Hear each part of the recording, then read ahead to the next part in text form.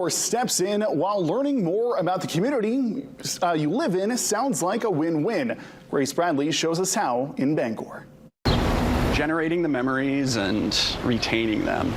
Bangor's downtown doubles as a museum, thanks to Bangor Historical Society's weekly walking tours. It's always one of the things for summer where people coming in, locals and tourists alike, to learn about the history from the region. We go around, walking around in a group, looking at the different architecture, buildings like where Mexicali Blues is right now, where the bones to that building dates to the 1850s.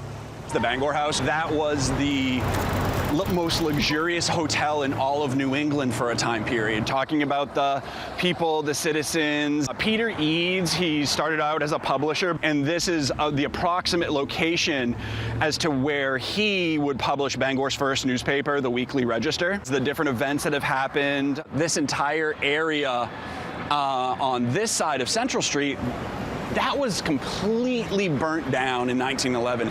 These walking tours illustrate the ways in which Bangor's past have helped shape its present into becoming the Queen City we know and love today.